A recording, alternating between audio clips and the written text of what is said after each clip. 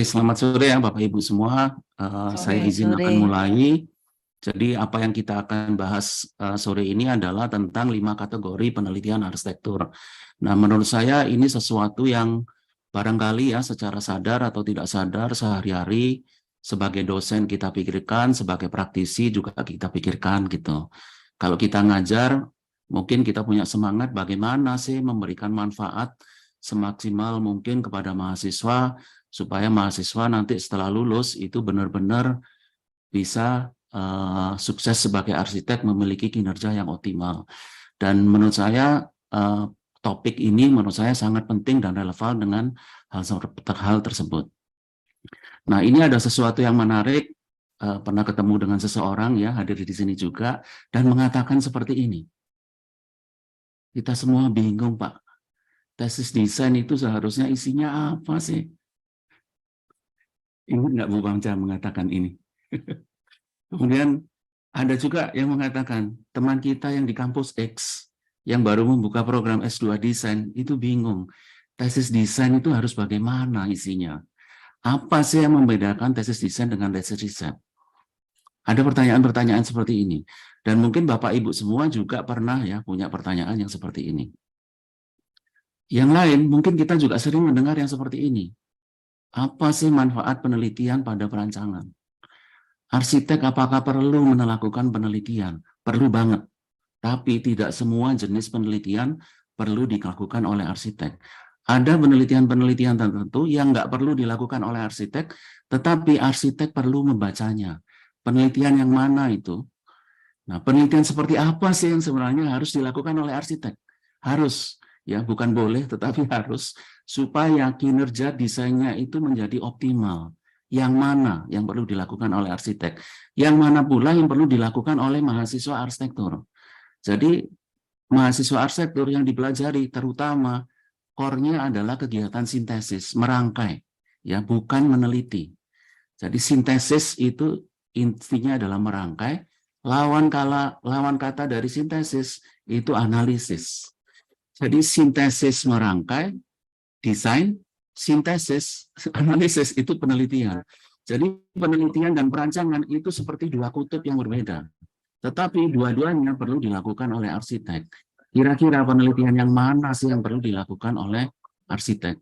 Penelitian mana pula yang perlu dilakukan oleh peneliti di bidang arsitektur yang itu kalau dilakukan oleh arsitek susah banget. Nggak perlu arsitek melakukannya. Nah, terkait dengan pertanyaan-pertanyaan ini, kita coba ada bahan diskusi 4 ini. Yang pertama kita akan melihat tahapan perancangan. Ya, mengapa kita lihat tahapan perancangan?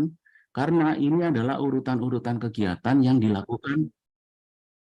Ini adalah urutan-urutan kegiatan yang dilakukan oleh arsitek. Ya, dilakukan oleh arsitek. Nah, kalau urutan kegiatannya seperti itu, penelitiannya itu bagaimana sih? Mana di antara kegiatan tersebut, urutan tersebut, yang merupakan penelitian? Yang mana yang dilakukan arsitek, mana yang dilakukan oleh peneliti bidang arsitektur, yang hasilnya perlu dibaca oleh arsitek.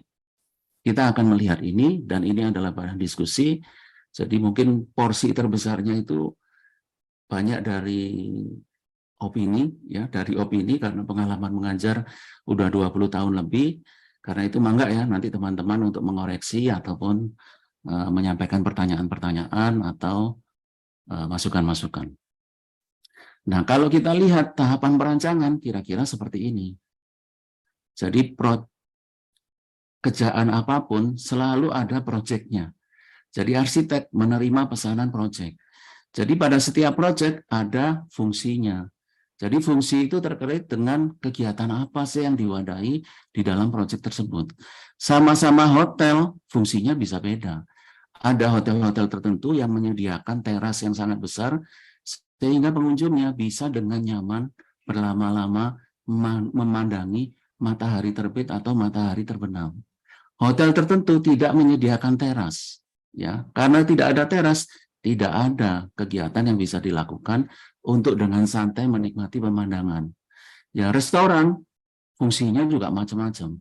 Ada restoran-restoran tertentu, kafe-kafe tertentu yang orang yang datang makan selesai ngobrol sebentar pulang.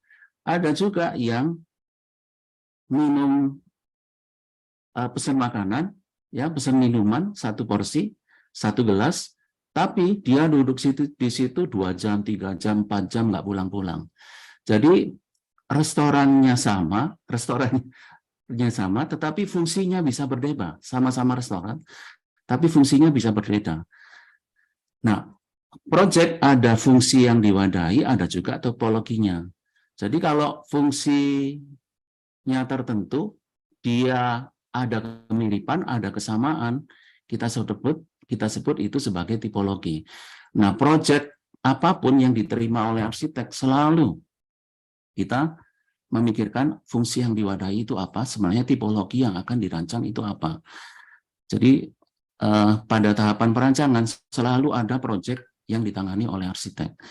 Nah, proyek yang manapun selalu ada fakta yang perlu dikumpulkan. Ya, ada data yang perlu dikumpulkan. Mau proyeknya kecil, sedang, besar, selalu ada tapak, selalu ada konteks, selalu ada pengguna. Ya, ada tapak, ada konteks, ada pengguna.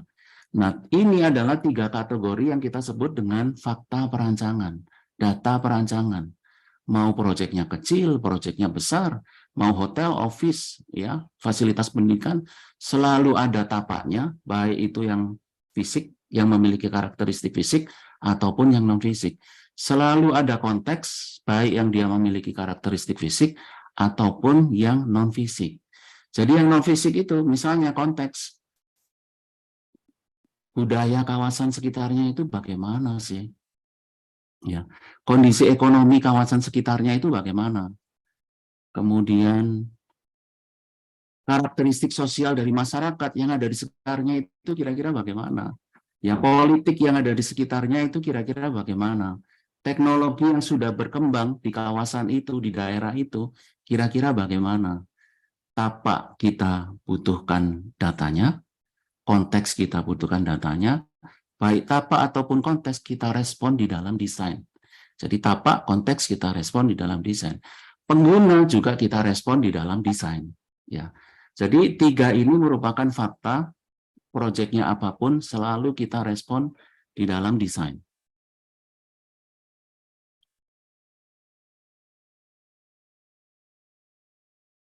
Nah, tergantung pada kondisi tapak, konteks, dan pengguna, ada persoalan-persoalan tertentu yang menjadi prioritas.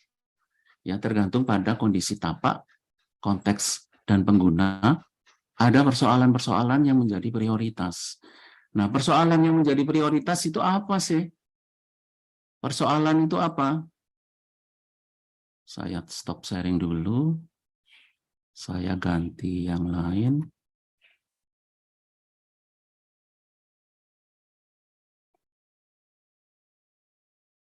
Sebentar.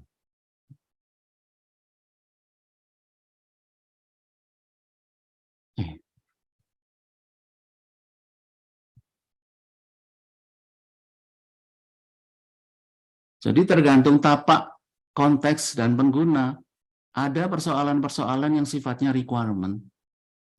Ada kekuatan, ada kenyamanan, keselamatan, keamanan, dan lain-lain. Ada persoalan-persoalan yang sifatnya itu preferensial.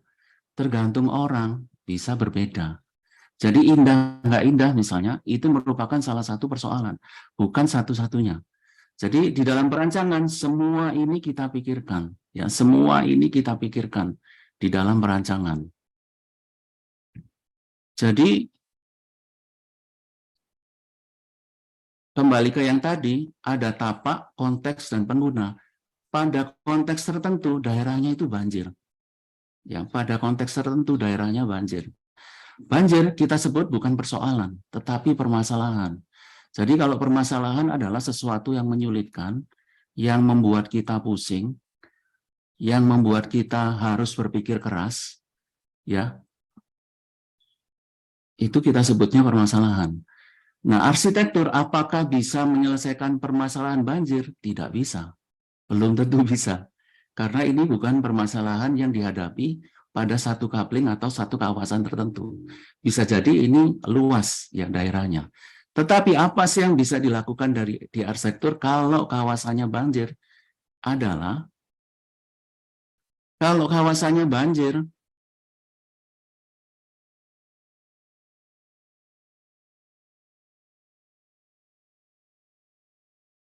sebentar, ini jadi repot, apa namanya?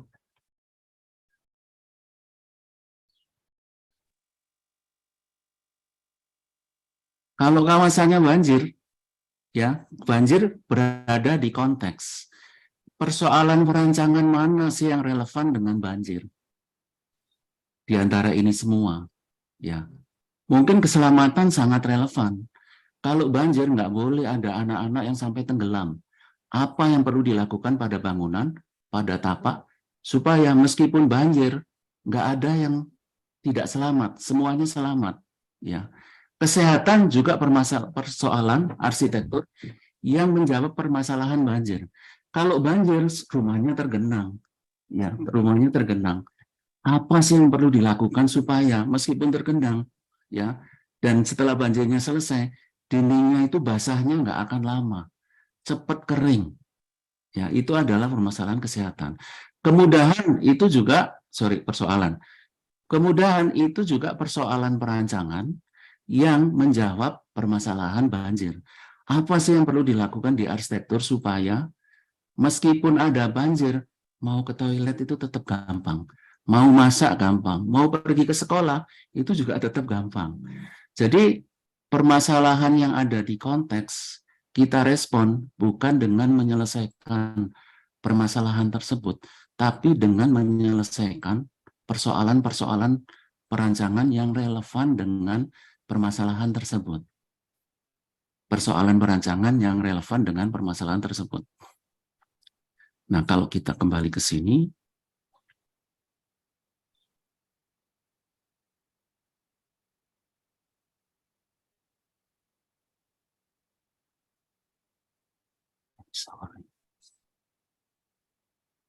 kita kembali ke sini. Ini kelihatan yang 5 kategori penelitian.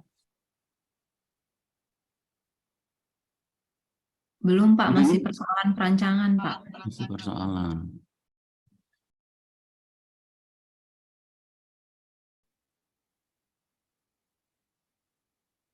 Kalau kita kembali ke sini, ya, ada proyek, ada fakta perancangan, dan fakta ini selalu kita respon. Ya, kita perlu kumpulkan datanya, data tapak, data konteks, data pengguna, kita kumpulkan, dan tergantung kondisi bagaimana tapak, konteks, dan pengguna tersebut, ada persoalan-persoalan tertentu yang menjadi prioritas. Tergantung kondisi tapak, konteks, dan pengguna. Misalnya, yang lain, di dalam pada konteks, ya, pada kawasan tertentu, ada permasalahan seperti ini. Ya, kita nggak ingin yang seperti ini terjadi. Ada kondisi, ya, ada kejadian, ya, perampokan, ya, yang tidak hanya harta saja yang hilang, tetapi juga nyawa. Kita nggak ingin yang seperti ini terjadi. Mungkin kawasan-kawasan tertentu ada pencurian-pencurian yang sering terjadi. Kawasan-kawasan yang lain tidak. Kalau konteksnya seperti ini, apa sih yang bisa kita lakukan di dalam perancangan?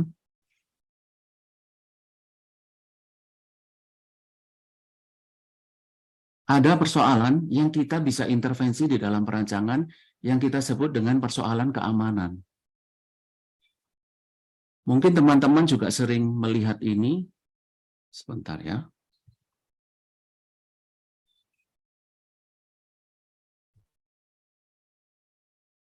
Jadi kalau kita search di Google,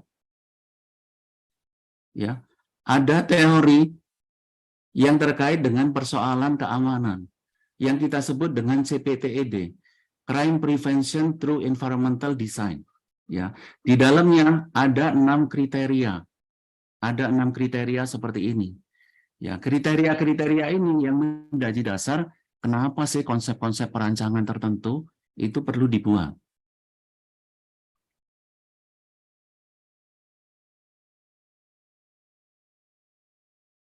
Kita kembali ke sini. Jadi tergantung pada tapak konteks pengguna, ada persoalan-persoalan tertentu yang menjadi prioritas, tergantung pada persoalan tertentu, tujuan perancangannya akan berubah. Ya, tujuan perancangannya berubah. Dan untuk setiap persoalan, ya ada satu tujuan. Nah, untuk persoalan tertentu selalu ada kriteria perancangannya. Seperti yang barusan, persoalan keamanan, ada 6 kriteria perancangan yang berasal dari teori CPTED, Crime Prevention Through Environmental Design. Begitu kita mengetahui kriteria tersebut, ya, begitu kita mengetahui kriteria ini, begitu kita mengetahui kriteria ini, apa sih yang bisa kita lakukan adalah apa sih konsep-konsep perwujudan-perwujudan yang bisa memenuhi kriteria surveillance?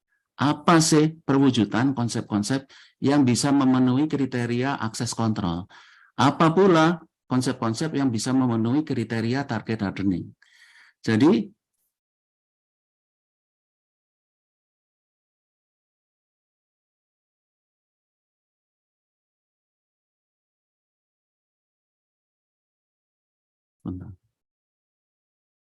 Jadi, tergantung tapak konteks penggunanya, ada persoalan tertentu yang menjadi prioritas. Kalau persoalan tertentu menjadi prioritas, kita perlu mencari tahu, ya, perlu mencari tahu kriteria-kriteria yang menjawab persoalan tersebut apa. Begitu kriterianya diketahui, baru kemudian konsep-konsep perancangannya disusun, gitu ya. Konsep perancangannya disusun. Jadi perwujudannya kira-kira bagaimana? Begitu konsep-konsepnya dibuat, berikutnya lanjut ke kira-kira skematik desainnya itu bagaimana sih? Prarancangannya seperti apa? Kemudian desain development-nya, pengembangan rancangannya seperti apa? Dan seterusnya yang terakhir adalah dokumen tender. Nah, ini adalah tahapan perancangan, tahapan programming yang biasanya dilakukan oleh arsitek. Nah, apakah selalu seperti ini? Belum tentu juga. Jadi apa yang disampaikan di sini kita sebut dengan pendekatan perancangan. Jadi pendekatan perancangan adalah langkah untuk melakukan perancangan dari A sampai Z itu kira-kira bagaimana sih? Langkah pertama apa, langkah kedua apa, langkah ketiga apa. Nah, ini adalah salah satu pendekatan yang langkah-langkahnya adalah seperti ini gitu. Nah, seandainya langkahnya seperti ini, ya apa hubungannya sih langkah ini dengan kategori penelitian? Yang pertama, kalau kita lihat, ada kategori penelitian yang kita sebut dengan penelitian preseden perancangan. Mahasiswa arsitektur, ya, sebelum merancang hotel, dia perlu mempelajari 1, 2, 3, 4, 5, 6, 7, 20 hotel. Tujuannya apa? Supaya mengetahui entrance itu biasanya posisinya kayak gimana sih? Exit itu biasanya ditaruh di mana? Apakah entrance dan exit itu sama? Ya, pola sirkulasi kalau hotel bintang 3 dari lobby ke unit-unit kamar itu biasanya kayak gimana sih? Ya, unit kamar itu biasanya tatanya single loaded atau double loaded. Kalau dia bisnis hotel seperti apa? Kalau dia resort hotel kayak gimana? Jadi presiden dipelajari untuk mengetahui pola, mengetahui pattern. Dan mengetahui pattern ini merupakan kegiatan analisis. Ada banyak objek, ada banyak data, kita identifikasi ya patternnya. Jadi pada penelitian preseden, yang dilakukan adalah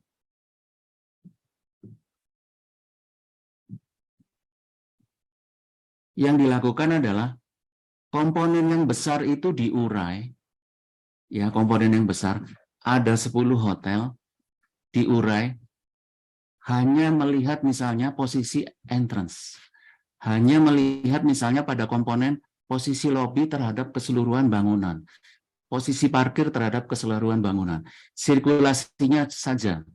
Jadi ada komponen, kita identifikasi karakteristiknya secara visual itu kayak gimana sih karakteristiknya. Ya, secara visual itu kayak gimana. Kita mau lihat entrance, exit, sirkulasi bisa. Kita mau melihat pelingkup juga bisa.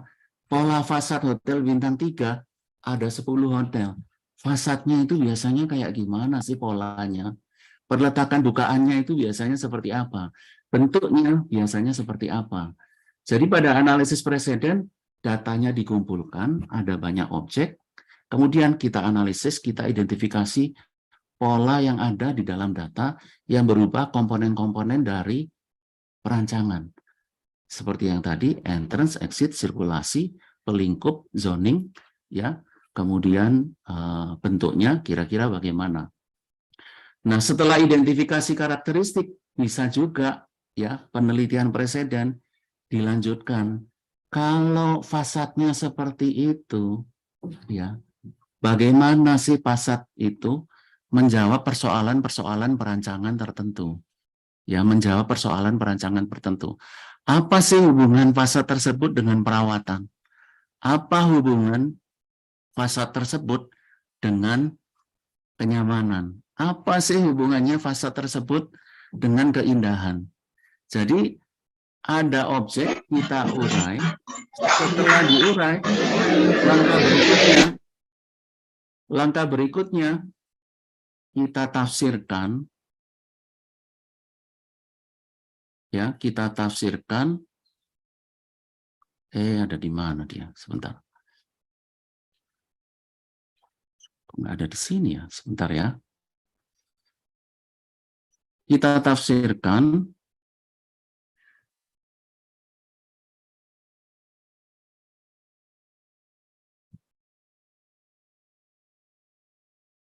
kira-kira persoalan-persoalan ini dijawab oleh karakteristik fisik itu bagaimana. Nah, proses seperti ini ya, ada penafsiran ya merupakan penelitian kualitatif. Ya, karena ada penafsiran dari peneliti.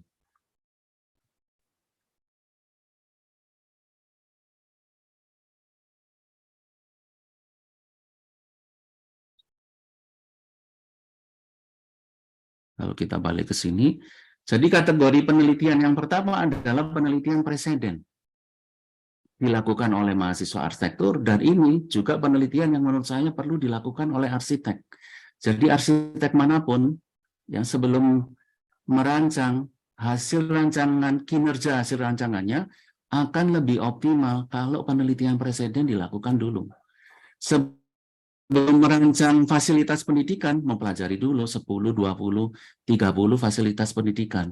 Dari apa yang dipelajari akan tahu pola entrance, exit, sirkulasi, zoning, bentuk, biasanya bagaimana. Akan tahu juga biasanya persoalan-persoalan perancangan itu diselesaikan di dalam objek tersebut kira-kira bagaimana. Nah, kategori penelitian yang kedua adalah penelitian fakta perancangan. Tapak perlu dipahami, konteks perlu dipahami, pengguna juga perlu kita pahami. Mengapa? Karena tiga ini harus direspon. Kita sebut ini penelitian fakta perancangan. Ada contoh yang menarik.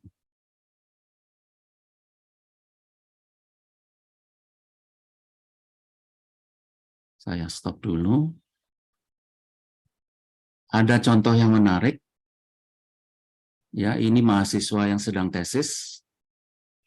Saya penguji tetapnya, pembimbing duanya. Kebetulan kemarin baru presentasi. Judulnya ini. Kalau melihat judulnya, susah banget ya, benar nggak? Tapi kalau kita lihat apa sih yang dia lakukan, dia mencoba mengidentifikasi kegiatan-kegiatan apa sih yang dilakukan oleh orang-orang yang ada di Kalijode di ruang terbukanya. Kegiatan-kegiatan apa yang dilakukan oleh orang-orang yang tinggal di permukiman di tepi Kalijode di ruang terbukanya. Yang dilakukan, dia melakukan observasi,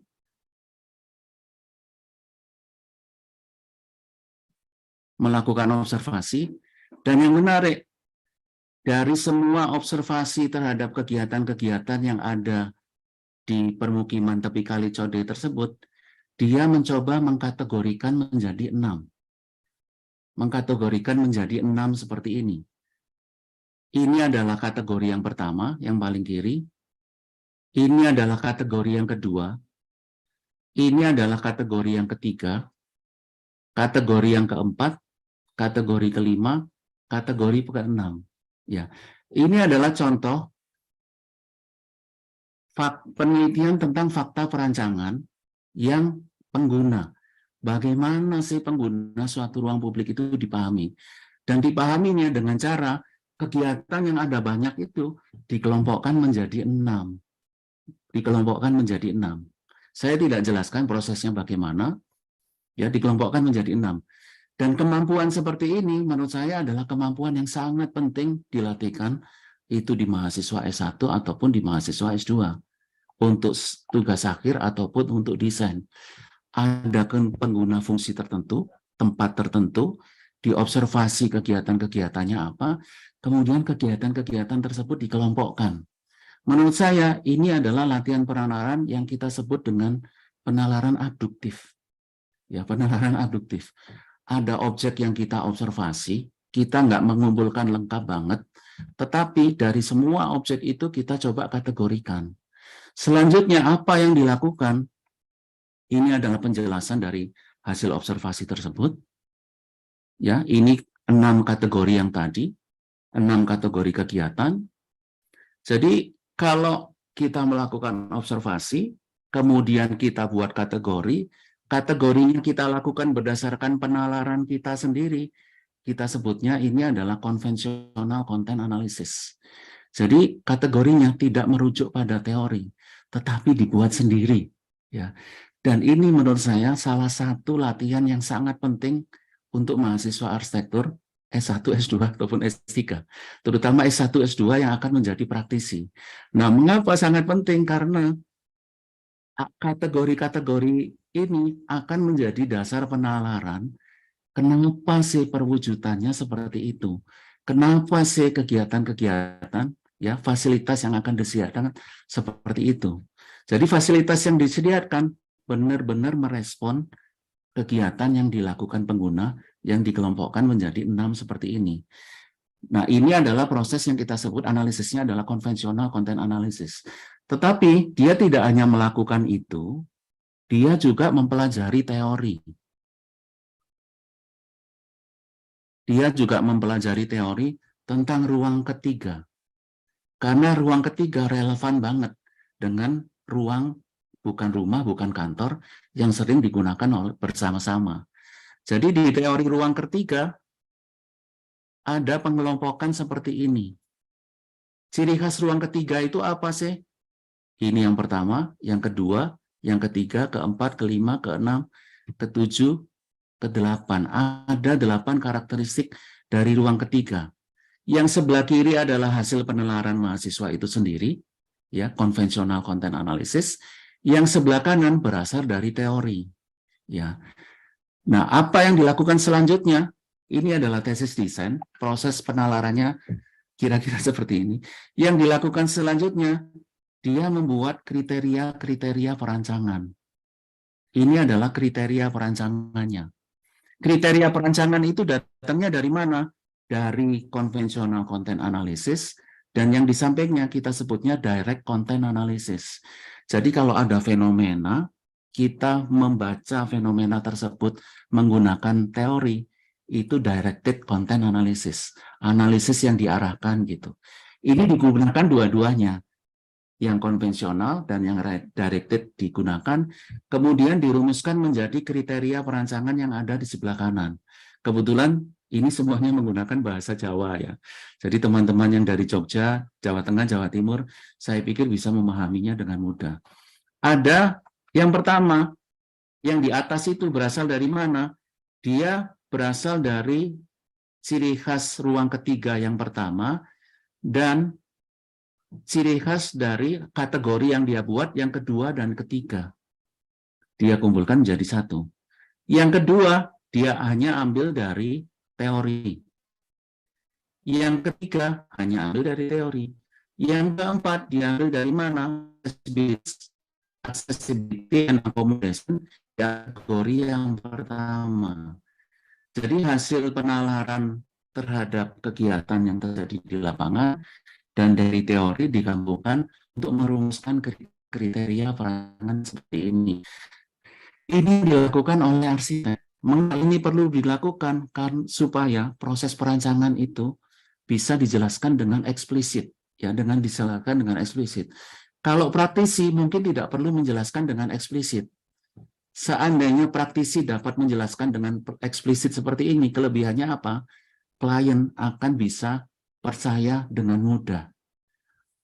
Prosesnya kayak begini ya, kriteria-kriterianya jelas. Saya mau pesan ke arsitek yang seperti ini. Nah, di dalam tesis desain, apa sih yang dilatih? Yang dilatih adalah mahasiswa melakukan penelitian kategori tertentu. Kategori tertentu.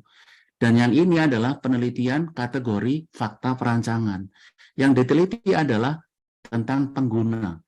Dari penelitian tentang pengguna itu, apa yang dilahirkan? Yang dihasilkan adalah seperangkat kriteria perancangan, ya, seperangkat kriteria seperti ini, dan kriteria tersebut akan menjadi dasar,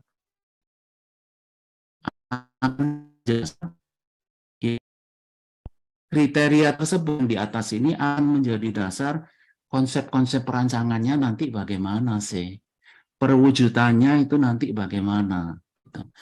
Jadi kita akan perancangan untuk Pak Kons dan Buna ada persoalan-persoalan tertentu yang menjadi prioritas. Ya, pada setiap persoalan tertentu ada kriteria-kriteria perancangannya.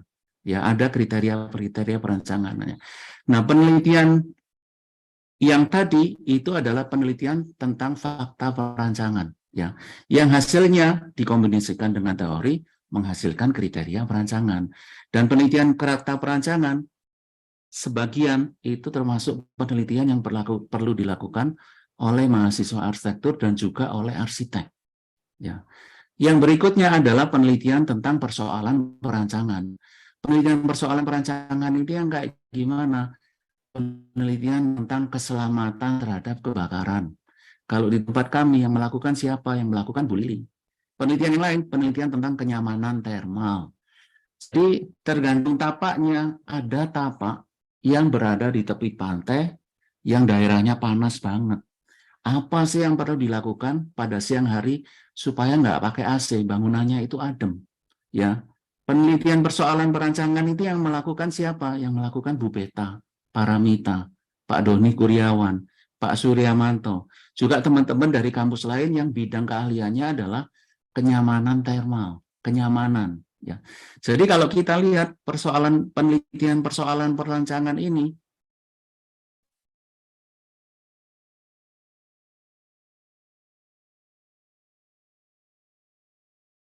dia fokus persoalan tertentu saja. Teman-teman di kampus ada yang ahlinya struktur dan konstruksi. Persoalan yang didalami adalah persoalan kekuatan. Ya, Bu Beta, Pak Doni dan kawan-kawan itu, beliau ahlinya kenyamanan. Ya, Bu Tambunan ahlinya keselamatan. Mungkin ahli dengan kesehatan. Yang lain lagi mungkin ahli dengan energi. Ya, yang lain lagi mungkin ahli dengan ya keahliannya adalah tentang preferensi kualitas visual. Ya, jadi kalau kita lihat persoalan-persoalan perancangan ini adalah persoalan yang dipikirkan di saat kita merancang, dan setiap persoalan itu cenderung menjadi bidang keahlian tertentu dari peneliti. Peneliti fokus pada 1, 2, atau 3 persoalan tertentu saja. Jadi ini yang kita sebut dengan penelitian persoalan perancangan. Jadi design issues, ya, design issue.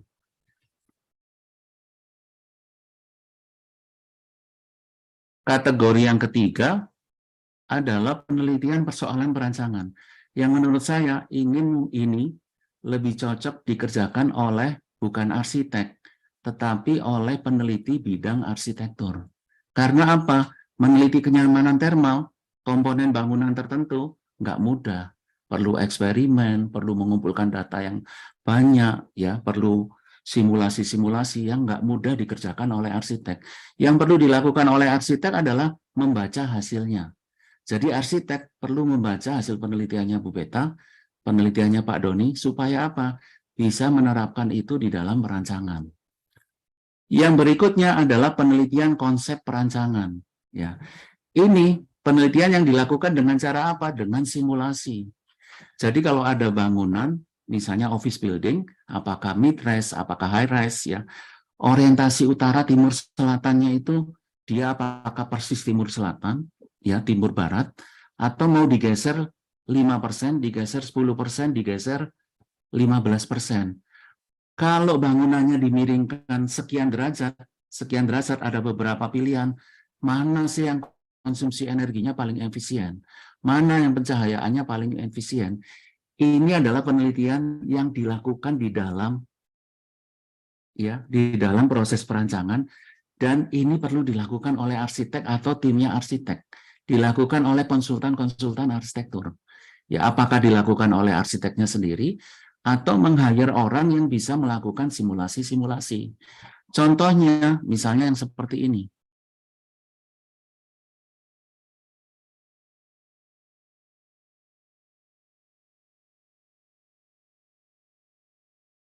Sudah kelihatan? Ini penelitian yang dilakukan dengan simulasi. Pencahayaan, ya, pembayangan dilakukan simulasi. Masanya dibuat simulasi.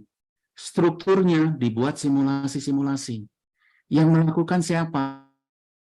Dilakukan oleh arsitek atau timnya arsitek. Kalau timnya arsitek nggak sanggup, bisa outsourcing. Tetapi ini adalah jenis penelitian yang perlu dilakukan oleh arsitek, ya, bukan oleh peneliti.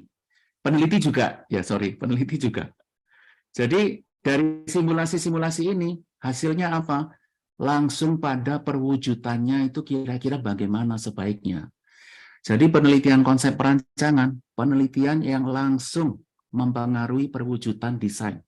Fasadnya sebaiknya bagaimana, zoningnya sebaiknya bagaimana, ya, meshingnya sebaiknya bagaimana, yang dilakukan di dalam simulasi bagian-bagian dari konsep-konsep perancangan. Ada yang terkait dengan struktur, ya, ada yang terkait dengan geometri saja misalnya. Jadi simulasi-simulasi dilakukan, hasilnya langsung ke perwujudan, langsung ke konsep perancangan. Nah, yang seperti ini kita sebutnya penelitian konsep perancangan. Ya, penelitian konsep perancangan. Nah, yang terakhir adalah penelitian tentang proses sintesis. Jadi, setiap arsitek, langkah-langkahnya itu bagaimana sih sejak awal? Kalau dia ketemu klien, apa sih yang dia lakukan pertama kali? Bagaimana cara dia mengobrol dengan klien? Data-data yang didapatkan dari klien, tapak, konteks pengguna, diolahnya itu bagaimana? Apakah observasi saja ke lapangan, ya, terhadap tapak, konteks pengguna, atau terhadap tapak dia punya staf khusus yang mempelajari data tapak, yang mengumpulkan data tapak. Dia juga punya konsultannya, juga punya staf khusus yang mempelajari konteks, baik yang fisik ataupun yang non fisik, ya, fisik ataupun non fisik. Prosesnya dari mana sih langkah-langkahnya? Pada saat membuat konsep itu caranya bagaimana? Apakah prinsip arsiteknya melakukan sendiri atau diskusi dengan tim? Semua stafnya berkumpul, masing-masing mengeluarkan ide, brainstorming, diputuskan bersama-sama. Yang mana sih proses pengambilan keputusannya? Nah, yang seperti ini kita sebutnya penelitian proses perancangan, gitu. Ya. Nah, ini adalah 5 kategori penelitian yang relevan secara langsung dengan perancangan dan bisa dimanfaatkan secara langsung pada perancangan. Ya. Contoh yang lain, penelitian tentang bagaimana sih proses menghasilkan kriteria perancangan, ya, yang fokus pada persoalan tertentu. Ya, jadi kategori penelitiannya adalah penelitian persoalan perancangan juga dilakukan, penelitian presiden juga dilakukan, tetapi dilakukan arsitek.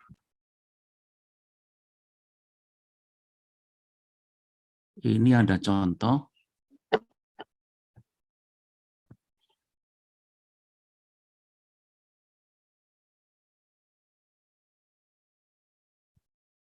Sudah kelihatan? Ya, ini adalah contoh.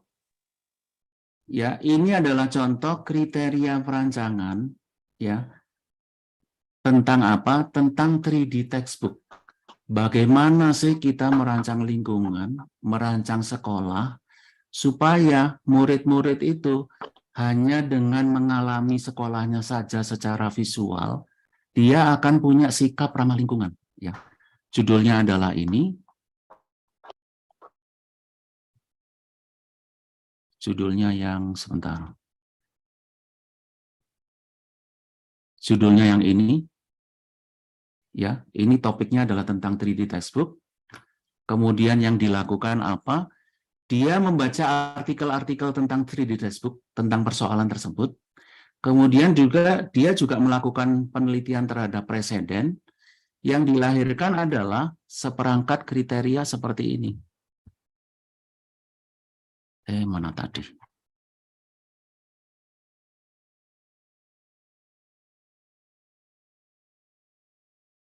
Seperangkat kriteria seperti ini. Penelitian yang dilakukan adalah penelitian persoalan perancangan, tapi dia tidak mengumpulkan data, menganalisis secara langsung. Yang dia lakukan adalah dengan membaca artikel-artikel dari jurnal ataupun buku yang relevan. Dari artikel-artikel tersebut dicoba diidentifikasi kira-kira kriteria perancangan yang penting itu apa sih? Jadi penelitian tentang persoalan perancangan tidak dilakukan secara langsung, tapi dia membaca saja. Yang berikutnya yang dia lakukan secara langsung adalah penelitian preseden. Kombinasi dari dua itu yang dihasilkan apa? Yang dihasilkan adalah seperangkat 9 kriteria perancangan. Nah, di dalam tesis desain ya, kita bisa ini adalah salah satu pola dari tesis desain. Mahasiswa melakukan penelitian entah itu preseden, fakta perancangan atau persoalan perancangan, ujungnya adalah berupa seperangkat kriteria perancangan yang dapat digunakan menjadi dasar untuk mengambil keputusan kenapa sih konsep-konsepnya kok seperti itu.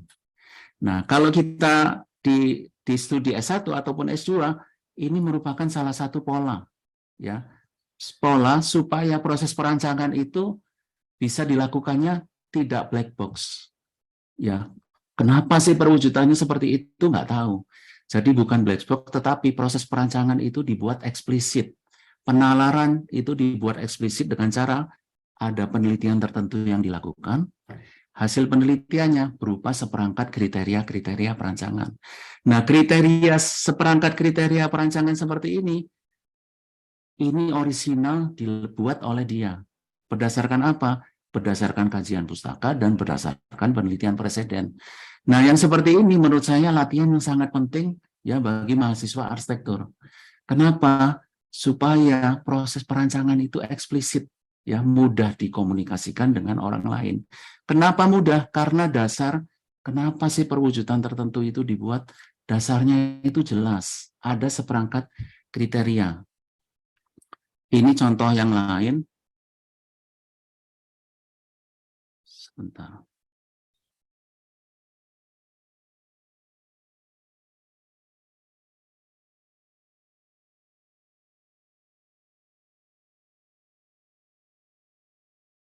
Ya, ini contoh yang lain, ya, mahasiswa desain yang sedang mengerjakan tesis yang dilakukan ya fokus pada penelitian persoalan depresi. Jadi dia akan merancang fasilitas untuk rehabilitasi penderita depresi, dicari jurnal-jurnal yang relevan, dicari artikel-artikel chapter dari buku yang relevan. Ujungnya apa? Seperangkat kriteria. Ya. Jadi mengapa sih perlu seperangkat kriteria seperti ini? Ini sama dengan yang tadi. Sama dengan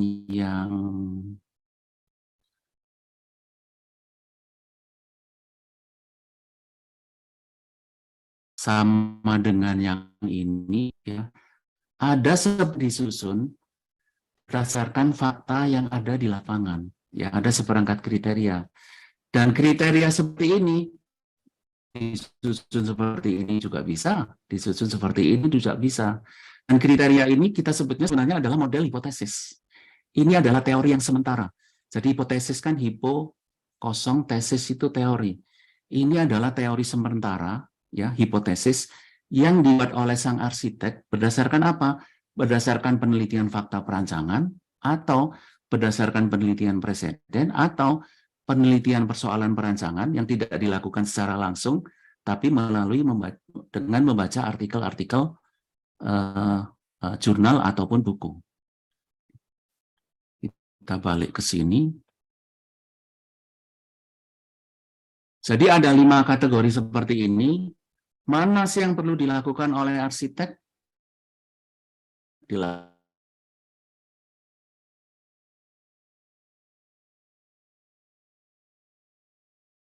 Lebih optimal kalau penelitian preseden dilakukan dulu. Belajar dari orang lain dulu, apakah itu mempelajari yang tangible, entrance, exit, zoning, massing, pelingkup, strukturnya bagaimana dari preseden, atau mempelajari yang cenderung intangible. Kira-kira persoalan-persoalan kenyamanan, perawatan, ya, kesehatan, fleksibilitas, ya, privasi, interaksi sosial, diselesaikan seperti apa sih pada preseden-preseden tersebut, ya. Penelitian fakta perancangan perlu banget juga dilakukan oleh arsitek. Arsitek perlu memahami tapaknya itu bagaimana sih, konteksnya itu seperti apa, ya, konteksnya itu bagaimana, apakah yang non fisik, yang fisik ataupun fisik, ya. Pengguna itu kegiatan-kegiatannya apa sih, kategori kegiatannya itu bagaimana supaya dia bisa diwadahi, ya, di dalam perancangan. Nah, penelitian konsep perancangan yang seperti contoh tadi juga perlu banget dilakukan oleh arsitek. Mengapa? Kalau dia simulasikan energinya efisien atau tidak efisien bukan sekedar perkiraan, bukan sekedar opini saja, tetapi benar-benar hasil dari simulasi. Pencahayaan di siang hari benar-benar nggak perlu lampu. Bukan hanya kira-kira, tapi berdasarkan simulasi-simulasi. Jadi 3 kategori ini merupakan kategori yang sangat perlu dilakukan oleh arsitek. Mahasiswa arsitektur juga perlu melakukannya. Ya. Dan kalau kita lihat dari penelitian-penelitian ini, data apa sih yang cenderung dikumpulkan? Datanya adalah data visual atau data teks. Ya. Kalau yang dilakukan oleh arsitek atau mahasiswa arsitektur, datanya cenderung data visual atau data teks. Karena itu di S1 ataupun S2, kita perlu mata kuliah atau studio-studio yang melatih bagaimana sih cara mengumpulkan data visual, bagaimana cara mengumpulkan data teks. Ya, bagaimana cara menganalisis secara kualitatif, ya, data visual ataupun data teks. Jadi menganalisis secara kualitatif itu seperti yang ini tadi.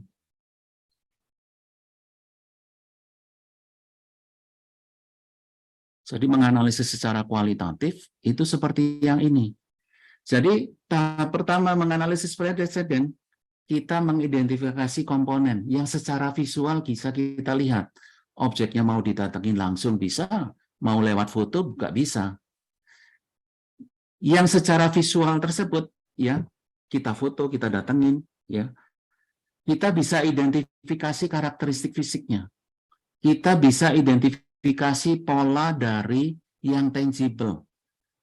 Pola entrance-nya gimana, pola exit-nya gimana, pola dari sirkulasinya gimana, pola zoningnya bagaimana, pola dari bentuknya, geometrinya bagaimana, pola pelingkupnya, enclosure-nya bagaimana, bisa diidentifikasi. Langkah berikutnya yang menurut saya lebih susah dari penelitian preseden adalah menafsirkan. Kalau karakteristik fisik spasial yang tangible, yang visible seperti itu, persoalan-persoalan perancangan seperti yang tadi, diselesaikannya kayak gimana sih? Kalau fasadnya seperti itu, desainnya seperti itu, kenapa dia kok bisa nyaman? Apa hubungannya dengan perawatan? Apa hubungannya dengan privasi? Apa hubungannya dengan interaksi sosial? Nah, yang nomor 3 ini adalah penafsiran, ya, penafsiran. Dan penafsiran terhadap sesuatu yang fisik, ya, sesuatu yang fisik itu adalah penalaran yang kita sebut penalaran abduktif. Ya, penalaran abduktif. Kita observasi, kita susun pengetahuan sendiri, kok bisa nyaman ya tempat ini? Kok bisa terlihat bagus ya? Kenapa sih kok bisa terlihat indah? Kenapa sih kok saya bisa betah di sini? Hanya dari observasi, menafsirkan persoalan-persoalan perancangan. Ini adalah penalaran abduktif. Dan penalaran abduktif ini perlu dilatih di kuliah, di studio. Supaya apa? Supaya mahasiswa pada saat lulus nanti menjadi arsitek, dia jalan-jalan ke suatu tempat hanya dengan melihat saja, dia bisa menyerap pengetahuan sebanyak mungkin. Dia bisa menciptakan sendiri pengetahuan sebanyak mungkin. Karena apa? Terbiasa melakukan penalaran aduktif. Ada sesuatu yang visual dan menarik kesimpulan terhadap sesuatu yang visual tersebut. Ya, jadi yang namanya penalaran listening itu definisinya kan menggunakan pengetahuan yang sudah dimiliki untuk menafsirkan, mengambil keputusan tertentu misalnya, ya, untuk melakukan memanfaatkan pengetahuan tersebut untuk tahap berikutnya. Jadi penalaran abduktif ini menurut saya sangat penting kita latih ke mahasiswa arsitektur. Jadi kalau kita balik ke sini,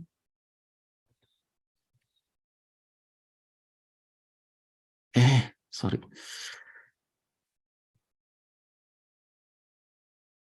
Kita balik ke sini. Ya, jadi yang sering dikumpulkan arsitek adalah data visual dan data teks. Jadi kalau data teks ngobrol 10 menit, 15 menit, ya 30 menit ya dengan klien ngobrol beberapa menit. Bagaimana sih menangkap intisari, poin penting dari klien itu caranya bagaimana? Itu adalah kemampuan analisis data teks. Mendengarkan pembimbingnya berbicara. Kalau pembimbingnya berbicara bla bla bla bla bla selama 20 menit, 30 menit, apa sih poin penting yang disampaikan oleh pembimbing? Ya, preferensi pembimbing terhadap zoning, massing, ya komponen-komponen yang dirancang itu seperti apa? Di antara semua persoalan arsitektural, persoalan apa sih yang dianggap penting oleh pembimbing? Ini adalah kemampuan menganalisis data teks. Ya, jadi dua kemampuan menganalisis data visual dan data teks ini adalah analisis kualitatif. Dan analisis kualitatif sangat penting menjadi mata kuliah, menjadi latihan-latihan untuk pendidikan arsitektur. Ya, sangat penting. Dan penalaran yang dilakukan apa sih? Kita sebutnya mungkin yang cenderung diperlukan oleh arsitek itu adalah penalaran aduktif dan penalaran induktif. Mengapa penalaran induktif? Ngobrol dengan klien, bla bla bla bla bla bla. Kalau kliennya ngobrol seperti ini, atribut-atribut fisik yang dia anggap penting yang harus ada itu apa sih? Kalau atribut fisik seperti itu, persoalan-persoalan yang harus beres, kalau kliennya ini itu apa sih? Kalau kliennya seperti itu, value yang dia miliki itu apa sih? Jadi menganalisis data teks klien itu menggunakan ada kerangka means and change kita sebutnya. Saya carikan dulu ininya.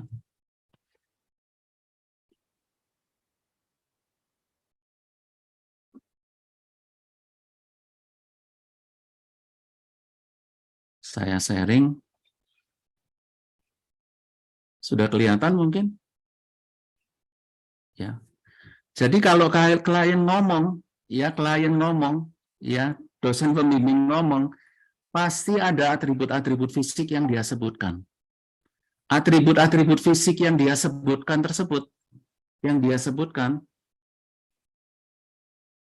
sebentar saya carikan yang mudah saja.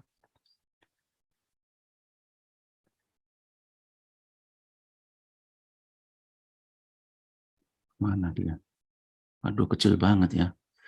Sebentar.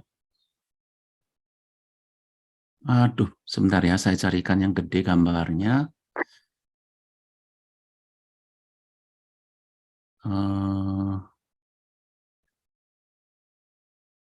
Sebentar, yang gede gambarnya. Ya, mungkin yang di sebelah kanan ini kelihatan ya. Jadi selalu ada atribut fisik, ya, dan atribut fisik tersebut pasti dikatakan karena ada kebutuhan tertentu, ada persoalan tertentu yang dia ingin sampaikan, yang dia inginkan. Bisa jadi persoalan tersebut tidak disebutkan secara langsung, tetapi secara implisit persoalan tersebut, ya, sebenarnya disampaikan melalui atribut-atribut fisik yang dia inginkan. Nah, kalau kebutuhan-kebutuhannya itu seperti itu, value yang dia miliki itu sebenarnya kayak gimana sih? Misalnya ya. Jadi ada atribut fisik yang digunakan untuk memenuhi kebutuhan tertentu. Dia mewadahi value-value tertentu. Nah, di dalam latihan analisis data teks, kalau ngobrol dengan kalian, ngobrol dengan pembimbing, atribut fisik yang menjadi preferensinya klien itu apa sih sebenarnya? Kebutuhan-kebutuhan apa sih yang paling penting buat dia? Value-nya itu sebenarnya bagaimana sih? Dugaan saya, yang paling penting untuk ditangkap dari klien itu adalah value. Ya, value. Mengapa?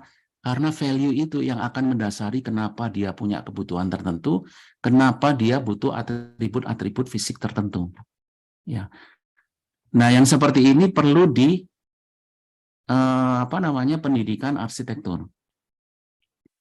Jadi kalau kita balik ke sini, jadi kalau penelitian yang dilakukan oleh arsitek atau mahasiswa arsitektur, datanya terutama visual dan teks, analisisnya adalah analisis kualitatif. Analisis kualitatif bisa dilakukan dengan cara, sebentar ya, saya bukakan PowerPoint.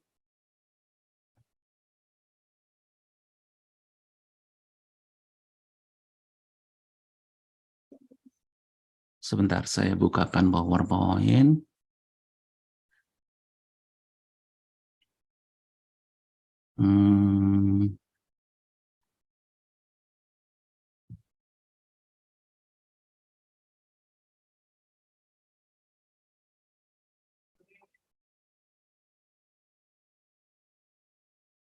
Nah, analisis kualitatif data visual atau data teks ya yang menjadi latihannya mahasiswa arsitektur bisa dilakukan dengan 3 ini. Kalau konvensional konten analisis seperti contoh yang kali Code tadi, dia melakukan penalaran tersendiri, kegiatan-kegiatan yang terjadi itu semua dikelompokkan menjadi 6. Pemberian namanya, versinya dia. Kalibrasinya, pembimbingnya ngecek masuk akal atau tidak. Itu kita sebutnya konvensional konten analisis. Jadi kategori-kategorinya, pemberian nama terhadap fenomena, itu dilakukan sendiri, penalaran sendiri, ngarang sebenarnya. Tapi ngarang masuk akal. Ya, bisa juga ya data visual dan data teks tersebut diberi nama, ya kategori-kategori berdasarkan teori. Itu yang kita sebut dengan directed content analysis. Jadi yang saya sebutkan Mbak barusan, kalau kita wawancara ke klien, identifikasi atributnya apa, kebutuhannya apa, value-nya apa. Yang seperti itu kita sebutnya directed content analysis. Karena apa? Kita menggunakan kerangka tertentu dari teori untuk mengidentifikasi data teks yang dikatakan oleh klien. Mungkin ada teori-teori yang lain yang bisa digunakan yang lebih efektif untuk mengidentifikasi ya kebutuhan klien, keinginan klien, supaya arsitek itu kalau kerja sekali bikin proyek kliennya puas ngomong kemana-mana. Kalau mau merancang pakailah arsitek ini. Nah, mengapa pakailah arsitek ini? Karena dia bisa mengidentifikasi dengan tepat keinginan, kebutuhan, ya atribut, kebutuhan dan value-nya dari kalian. Dan yang seperti ini adalah latihan ya analisis data teks, ya analisis data teks. Kita balik lagi ke sini.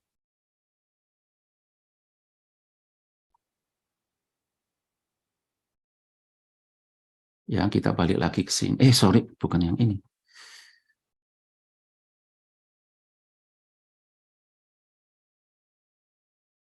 Ya, jadi kalau penelitian yang dilakukan arsitek ini mengulangi datanya terutama visual dan teks, analisisnya adalah analisis kualitatif, penalarannya cenderung abduktif dan induktif. Kenapa induktif? Karena melihat clue yang kecil dari apa yang dikatakan oleh arsitek, yang dikatakan oleh Karen, kemudian membuat kesimpulan yang lebih besar. Ya, sebenarnya perlu nggak sih yang seperti ini? Benar nggak? Ya, yang seperti ini bahan diskusi. Nanti mangga teman-teman memberikan masukan atau saran.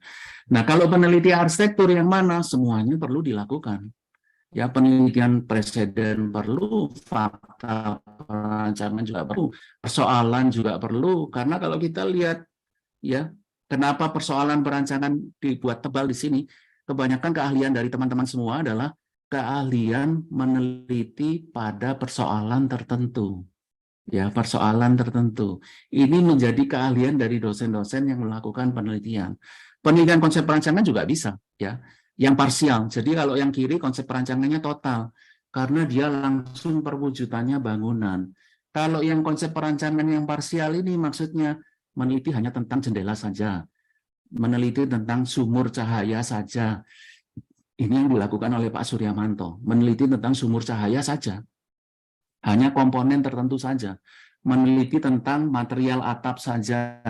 Jadi kalau konsep perancangan masih parsial, hasilnya perlu dibaca oleh arsitek untuk diterapkan di dalam desain. Nah, kalau penelitian proses perancangan dilakukan oleh arsitek juga bisa, tapi mungkin bisa dilakukan juga ya dengan ngobrol ke temennya. Kamu gimana sih cara merancangnya, kok desainnya bisa bagus kayak gitu, jelasin dong ke saya. Sambil ngopi, sambil makan gitu.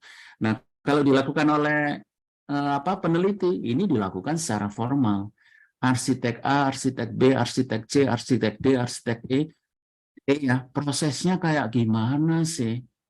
Kok hasilnya bisa kayak begitu? Kenapa arsitek A itu proyeknya bisa banyak banget, semuanya bagus, kliennya puas semua. Proses perancangannya bagaimana? Arsitek B, kenapa sih dia kok bisa terkenal? Proses perancangannya bagaimana? Ada nggak sesuatu yang lain di luar perancangan yang dia lakukan misalnya? Jadi meneliti proses yang dilakukan oleh arsitek, hasilnya ditulis, perlu banget hasilnya ini dibaca oleh mahasiswa arsitektur supaya dia punya contoh.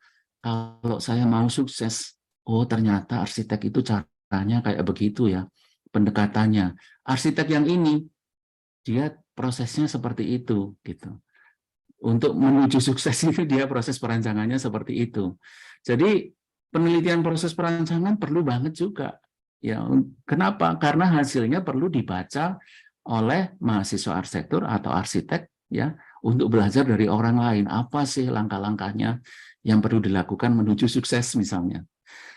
Nah, kalau kita lihat yang dilakukan oleh peneliti arsitektur, data yang dikumpulkan visual, teks, dan numerik ada banyak banget. Jadi kalau penelitiannya bidang-bidang sains teknologi bangunan, datanya numerik semua, angka semua, ya untuk melihat hubungan misalnya ya antara street geometry, antara elemen-elemen arsitektur kota dengan kenyamanan termal arsitektur kota. Angka semua. Nah, kalau angka semua seperti itu nggak perlu dilakukan oleh arsitek, dilakukan oleh peneliti. Begitu dilakukan oleh peneliti, hasilnya dibaca oleh perancang kota. Supaya pada saat dia merancang, kotanya adem. Apa sih yang perlu diintervensi misalnya. Jadi, yang menjadi pembeda utama antara arsitek penelitian yang dilakukan oleh arsitek atau mahasiswa dan penelitian arsitektur adalah keberadaan data numerik. Ini belum tentu benar ya, maka teman-teman nanti koreksi. Dan analisisnya kualitatif juga, kuantitatif juga. Penilaiannya mungkin deduktif, induktif, aduktif, semuanya dilakukan gitu. Nah, poin penting dari halaman ini barangkali adalah data visual, data teks sering dikumpulkan oleh arsitek, oleh mahasiswa arsitektur, ya. Dan kita di kampus perlu membuat kuliah-kuliah, studio-studio, latihan yang diulang-ulang supaya mahasiswa bisa menganalisis secara kualitatif data visual, bisa menganalisis secara kualitatif data teks, dan mengekstraksi pengetahuan yang penting dari situ supaya bisa menyusun entah itu seperangkat kriteria atau mengambil keputusan konsep-konsep perancangan gitu. Dan penalaran yang paling penting dugaan saya adalah penalaran abduktif. Melihat sesuatu, ada objek secara visual, ya, mengidentifikasi karakteristik fisik dan spasialnya, dari karakteristik fisik spasialnya itu menafsirkan persoalan-persoalan penting yang ada di dalamnya, ya, menafsirkan persoalan-persoalan penting apa sih yang dibereskan. Kalau mau lebih lanjut, menafsirkan value dari arsitek, orang-orang yang mengambil keputusan, mereka ini value-nya kayak begini, sehingga perwujudannya menjadi seperti ini, misalnya. Jadi ini penalaran abduktif yang menurut saya latihan-latihan di kuliah-kuliah S1, S2 sangat penting. Ya, menganalisis data visual dan data teks sangat penting ini untuk S1, S2. Kenapa? Karena bermanfaat untuk kehidupan sehari-hari juga. Ya, tidak hanya praktek sebagai arsitek, untuk kehidupan sehari-hari juga. Kalau ngobrol dengan orang lain, poin pentingnya apa sih? Maksudnya sebenarnya apa? Yang eksplisit itu sebenarnya apa sih yang dia sampaikan? Yang implisit itu apa? Konteks di balik apa yang dia katakan itu sebenarnya maunya kayak gimana sih? Ya, ini apa namanya? Latihan-latihan yang penting mungkin bagi mahasiswa arsitektur gitu. Ya, mungkin yang saya sampaikan sampai di sini Bapak Ibu semua. Jadi ini adalah bahan diskusi ya. 5 kategori ini bukan berarti kategori arsitektur itu hanya ada 5, tetapi kalau kita lihat dari proses perancangan, mungkin 5 ini yang relevan. Mangga Bapak Ibu kalau ada tambahan, ada lagi satu lagi yang ini loh, yang juga penting. Mungkin namanya jangan itu, sebaiknya yang ini bisa juga gitu. Jadi ini adalah bahan diskusi. Berikutnya mungkin kita undang Bapak Ibu untuk menyampaikan masukan, koreksi. Syukur-syukur ada yang mengusulkan ya. Ini loh kategori yang ke-6, ini loh kategori yang ke-7 misalnya. Terima kasih Bu Dini dan Bapak Ibu semua.